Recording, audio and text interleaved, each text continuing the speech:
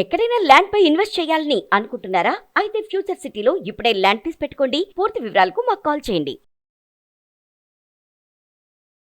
H1B వీసాల మంజూరు విషయంలో అగ్రరాజ్యం అమెరికా మరో కొత్త మెలికని అమల్లోకి తీసుకొచ్చే ప్రయత్నాలు చేస్తున్నట్టుగా సమాచారం. అసలు ఏంటి ఆ మార్పు? ఒకవేళ ఆ మార్పు వస్తే భారతీయులపైన ఎలాంటి ప్రభావం ఉంటుంది? మరీ ముఖ్యంగా H1B వీసాలు ఒక విధంగా వర్క్ పర్మిట్లు అని చెప్పేటువంటి ఈ వీసాల విషయంలో అత్యధిక నియంత్రణ చేస్తే అత్యధికంగా నష్టపోయేది భారతీయులే అనేటువంటి ప్రచారం జోరుగా సాగుతుంది. దీనిపైన విశ్లేషణ చూద్దాం. మనతో పాటు యుఎస్ నుంచి లైవ్లో జాయిన్ అవుతున్నారు లా రీసెర్చర్ భూమిరెడ్డి సాయి శ్రీనివాస్. సాయి శ్రీనివాస్ గారు నమస్తే. నమస్తే సార్. సాయి శ్రీనివాస్ గారు, ఏంటి మళ్ళీ కొత్తది ఈ అమెండ్మెంట్ ఏదో తీసుకొస్తారు, లేదా కొత్త బిల్లు ఏదో రాబోతుంది, H1B వీసాలపైనే రిస్ట్రిక్షన్ మెయిన్గా అని చెప్పని అంటున్నారు.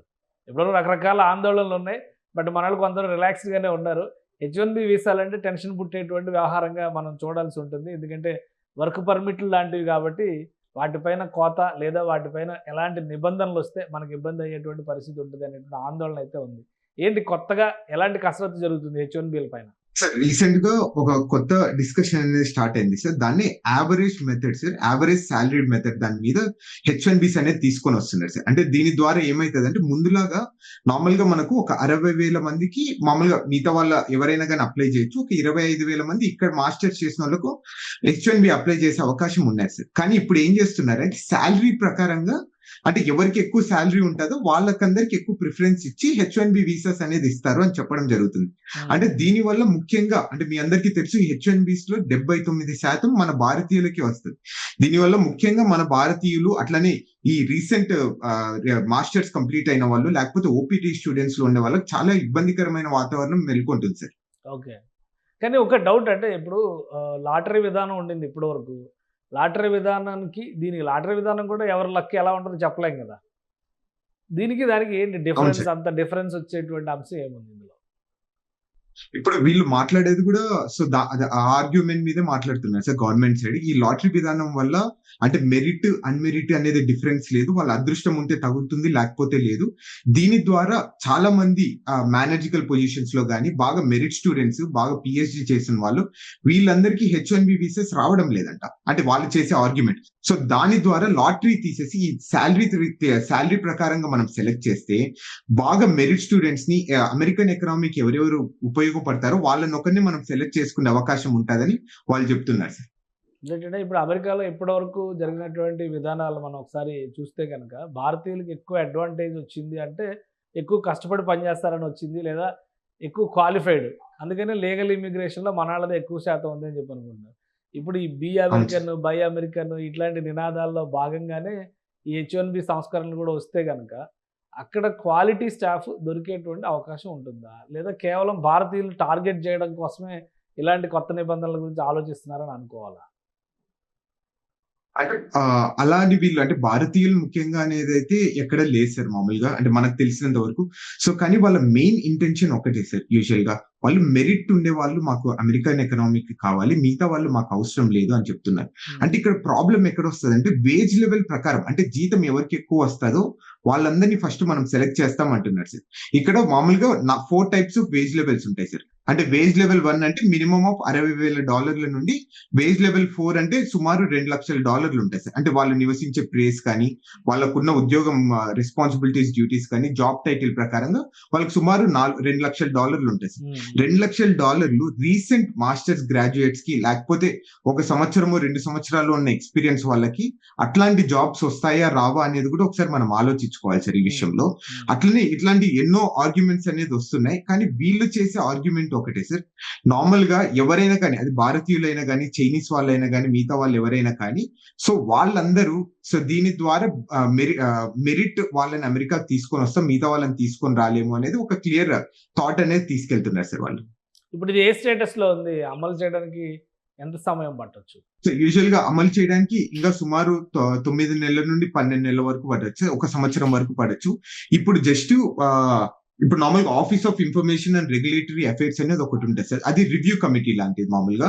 అంటే ఏదైనా చట్టం వచ్చినప్పుడు ఇక్కడ ఫస్ట్ వాళ్ళ దగ్గరికి వెళ్ళి వాళ్ళు రివ్యూ చేస్తారు. అంటే ఇది సో కాన్స్టిట్యూషన్ కి అడ్మినిస్ట్రేటివ్ ప్రాసెస్ కి అనుగుణంగా ఉందా లేదా అనేది వాళ్ళు తేల్చిన తర్వాత దాని తర్వాత ఒక 30 రోజులు టైం ఇస్తారు సార్ మన లాంటి వాళ్ళకి. అంటే పబ్లిక్ కి లేకపోతే యూనివర్సిటీస్ కి వీళ్ళందరికీ ఎవరెవరు ఎఫెక్ట్ అవుతారో వాళ్ళందరూ పబ్లిక్ ఒపీనియన్స్ ఇవ్వాలి. సో దాని తర్వాత మళ్ళీ సో యుఎస్సిఎస్ పోయి సో ఇది సుమారు మళ్ళీ దాని తర్వాత కాంగ్రెస్ కి వెళ్తాదా వెళ్ళదా లేకపోతే ప్రెసిడెంట్ అప్రూవల్ సరిపోతుందా లేదా అనేది కూడా ఒకసారి చూసిన తర్వాత మళ్ళీ ఇంప్లిమెంటేషన్ కి వస్తుంది సార్. ఇది నార్మల్గా ఇది ఒక సంవత్సరం ప్రాసెస్ కాబట్టి ఇది ఆల్మోస్ట్ లైక్ 2027 లో ఇది ఇంప్లిమెంట్ అయ్యే అవకాశం ఉంటుంది సార్. కానీ ఎగ్జిక్యూటివ్ ఆర్డర్స్ ఇచ్చి ఇమీడియట్ గా ఇంప్లిమెంటేషన్ అని చెప్పి అంటారు కదా, ఇలాంటి వ్యవహారాల్లో ఎగ్జిక్యూటివ్ ఆర్డర్స్ చెల్లుతాయా? అలానే ఆల్రెడీ ఇచ్చిన ఎగ్జిక్యూటివ్ ఆర్డర్స్ ని కూడా కోర్టులు పక్కన పెట్టేస్తున్నాయి, కొన్ని రాష్ట్రాలు పక్కన పెట్టేస్తున్నాయి. సో దీన్ని ఆ యాంగిల్లో చూస్తే దీని స్టేటస్ ఎలా ఉండొచ్చు? యూజువల్ గా అంటే నాకు తెలిసినంత వరకు దీనికి ఎగ్జిక్యూటివ్ ఆర్డర్ సరిపోతుందని నేను అయితే అనుకుంటున్నాను. ఇది ఆల్రెడీ 2020లో కూడా ఇలాంటిది ఒక చట్టాన్ని తీసుకొని వచ్చి ఎగ్జిక్యూటివ్ ఆర్డర్ ద్వారా తీసుకొని రావడం జరిగింది సార్.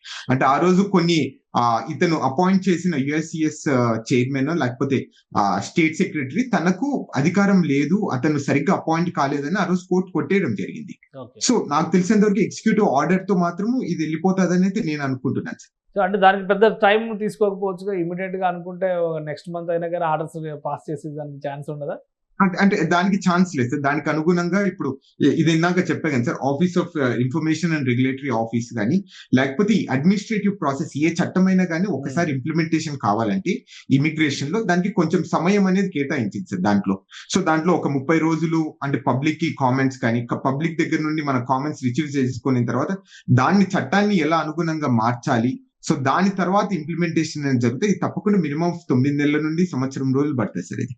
రైట్. ఇప్పుడు అసలు గతంలో తీసుకున్నటువంటి నిర్ణయాలు కానీ ఇప్పుడు తీసుకున్నటువంటి నిర్ణయాలు కానీ భారతీయుల పైన ఎలాంటి ప్రభావం చూపించవచ్చు? ఒకవేళ ఇది అమలు చేశారనుకోండి, ఎక్కువ ప్రభావం మన మీద పడుతుందా, లేదా వేరే ఇంకా అక్కడ ఉన్నటువంటి మెక్సికో, కెనడా ఇటువంటి ప్రాంతాల నుంచి కూడా ఎక్కువ వలసలు ఉన్నాయనేటువంటి విమర్శలు, ఆరోపణలు జరుగుతున్నాయి కాబట్టి వాళ్ళపైన ఎలాంటి ప్రభావం పడుతుంది, మన వాళ్ళ మీద ఎలాంటి ప్రభావం పడుతుంది? సార్ నేను అనుకోవడం అయితే మన వాళ్ళ మీద చాలా ప్రభావం ఎక్కువ పడిపోతుందని నేనైతే అనుకుంటున్నాను. ఎందుకంటే మీరు బాగా చూసుకుంటే ఇండియాలో కూడా ఈ ఇంజనీరింగ్ కాలేజెస్ కానీ లేకపోతే ఈ స్టెమ్ ఫీల్డ్ అంటే సైన్స్, టెక్నాలజీ, నార్మల్ ఈ స్టెమ్ ఫీల్డ్స్ లో ఉండే వాళ్ళు కానీ విపరీతంగా ఉన్నారు సార్.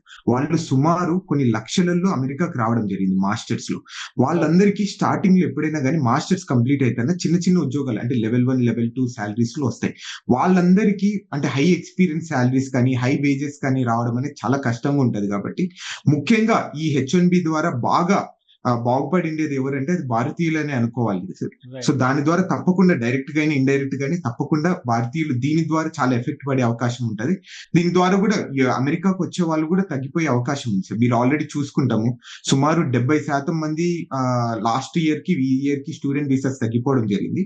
అంటే ఈ కంపారిజన్ చేసుకుంటే ఇలా ఇక్కడ ఉన్న ప్రస్తుత పరిస్థితుల వల్ల ఇవన్నీ జరిగిండొచ్చు అని కూడా మనం అనుకోవచ్చు. రైట్. అయితే మన వాళ్ళు ఇంకొంచెం అప్రమత్తంగా ఉండాలంటారు అయితే. ఎస్ సార్, కొంచెం అప్రమత్తంగా ఉండాలి. అంటే ప్రస్తుతం జరుగుతున్న సిచ్యువేషన్స్ అన్ని మనం అనుగుణంగా మనం ఏదైనా డెసిషన్ తీసుకొని రావాలని అయితే నేను చెప్తాను సార్. సో ఎందుకంటే సుమారు 60 నుండి 70 లక్షల వరకు వాళ్ళు లోన్లు తీసుకొని వచ్చి లేకపోతే వాళ్ళ సొంత డబ్బులు ఖర్చు పెట్టేసి ఇక్కడికి వస్తారు. ఒకేలా ఈ ఓపీటీ అనేది రిమూవ్ చేయాలని ఉన్నారు, అట్లనే డిఎస్ అనేది రిమూవ్ చేయాలన్నారు. ఇలాంటి రూల్స్ రావడం వల్ల మనం ఇక్కడ సంపాదించి మళ్ళీ ఇండియాలో లోన్లు కట్టడం అనేది అసాధ్యం అనేది అయితే నేనైతే అనుకుంటున్నాను. రైట్. ఇప్పటి వరకు జరిగిన పరిణామాలు కావచ్చు, అలానే ఇప్పుడు ఉన్నటువంటి స్థితిలో మన దేశం నుంచి అక్కడికి రావాలనుకునే వాళ్ళకి మీరు ఇచ్చే సలహా ఏంటి? ముఖ్యంగా వీసాల పైన ఎలాంటి నియంత్రణలు కనుక వస్తే చిన్న చిన్న కంపెనీలు కూడా అక్కడ ఎవరిని హైర్ చేసేటువంటి పరిస్థితి ఉండదు. కాబట్టి చిన్న చిన్న కంపెనీల నుంచి అవకాశాలు ఉండవు. హై బడ్జెట్ శాలరీస్ రావాలి. హై బడ్జెట్ శాలరీస్ రావాలంటే ఎక్స్పీరియన్స్ గెయిన్ చేయాల్సినటువంటి పరిస్థితి ఉంటుంది.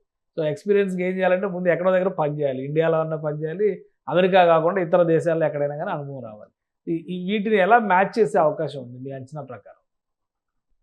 సార్ అంటే దాన్ని మ్యాచ్ చేయాలంటే ఒకటే సార్. అంటే నేను చాలా మందికి ఒకటే గైడ్ చేస్తున్నాను. అంటే ఇండియాలో కొంచెం ఎక్స్‌పీరియన్స్, కొంచెం డబ్బులు సేవ్ చేసుకున్న తర్వాత మీరు అమెరికాకి రండి. ఇక్కడ ఎంత అన్‌సర్టెనిటీ ఉన్నా మళ్ళా మనం బ్యాకెళ్ళి అక్కడ రివైవ్ అవ్వే అవకాశం ఉంటది. ఇక్కడ వచ్చిన ఎక్స్‌పీరియన్స్ కానీ, ఇక్కడ వచ్చిన ఎడ్యుకేషన్ క్వాలిఫికేషన్స్ ద్వారా ఏదైనా కానీ కొంచెం రీసెర్చ్ చేసి తప్పకుండా అంటే అందరితో చాలా మంది ఈ సోషల్ గ్రూప్స్ ఇవన్నీ ఉన్నాయి. వాళ్ళందరినీ కన్సల్ట్ అయ్యి ఇక్కడ ఉన్న ప్రస్తుత పరిస్థితులు కనుక్కొనిన తర్వాత మీరు ఏదైనా డెసిషన్ తీసుకొని ఇక్కడ రావాలే తప్ప, ఇప్పుడున్న పరిస్థితుల్లో మీరు హడావిడిగా ఏదో అమెరికాకి రావాలని అయితే వస్తే మాత్రం చాలా ఇబ్బంది ఫేస్ చేస్తున్నాం సార్. అట్లనే ఈవెన్ వీసాలు కూడా చాలా వరకు రిజెక్ట్ అవుతున్నాయి అంటున్నారు. అది ఎంతవరకు నిజమో మనం తెలుసుకోవాల్సింది. ఇప్పుడు ఈ కొత్త పాలసీ లేదా కొత్త విధానాన్ని కనుక అమల్లో తీసుకొస్తే ఆల్రెడీ ఎగ్జిస్టెడ్ వీసాస్ ఉన్న వాళ్ళకి కూడా ఏమన్నా ఇబ్బంది పడే అవకాశం ఉందా? అదేం ప్రాబ్లం ఉండదు సార్. అంటే ఓన్లీ నెక్స్ట్ లాటరీ సిస్టమ్ నుండి ఇదన్నీ ఉంటాయి సార్. ఆల్రెడీ H1B వీసాలు కానీ గ్రీన్ కార్డ్ వచ్చిన వాళ్ళకి మాత్రం ఎక్కడే గానీ దీని ద్వారా మనం ఇబ్బంది పడే అయితే ఎక్కడ ఉండదు సార్. ఈ రెట్రోయాక్టివ్ లో ఎప్పుడే గానీ చట్టం అనేది వర్తించదని అయితే చాలా క్లియర్ గా ఉంది. రైట్. థ్యాంక్ యూ శ్రీనివాస్ గారు మీ విశ్లేషణ అందించినందుకు. అమెరికా వెళ్ళాలనుకునేటువంటి వాళ్ళకి, ముఖ్యంగా H1B వీసాలు దక్కించుకోవాలనుకునేటువంటి భారతీయులకి అసినిపాతం లాంటి మాట ఇది. ఇక మీదట రూల్స్, నిబంధనలు పూర్తిగా మార్చేసేటువంటి ప్రయత్నాల్లో ట్రంప్ సర్కార్ కసరత్తు చేస్తుంది. లాటరీ సిస్టమ్ వల్ల ఎక్కువగా భారతీయులే H1B వీసాల్లో లబ్ధి పొందుతున్నారు. లాటరీ సిస్టమ్ తీసేయడం ద్వారా హైలీ పెయిడ్, హైలీ స్కిల్డ్ అనేటువంటి క్యాప్షన్స్తో ఇప్పుడు కొత్త విధానాన్ని తీసుకొస్తే కనుక భారతీయులకే ఎక్కువ నష్టం జరుగుతుందని సాయి శ్రీనివాస్ విశ్లేషిస్తున్నారు. ఇక అమెరికా వెళ్ళాలనేటువంటి కళ చెదిరిపోలేదు. అమెరికా వెళ్ళాలంటే దానికి తగినంత అనుభవాన్ని ఇక్కడే గడించాల్సినటువంటి అవసరం ఉంది. అప్పులు పెట్టుకొని అమెరికా వెళ్ళి డబ్బు సంపాదించి అప్పులు తీరుద్దాం అనుకునే వాళ్ళు మాత్రం చాలా ఇబ్బంది పడతారని హెచ్చరిస్తున్నారు సాయి శ్రీనివాస్ గారు. ఇది స్పెషల్ డిస్కషన్. Keep watching.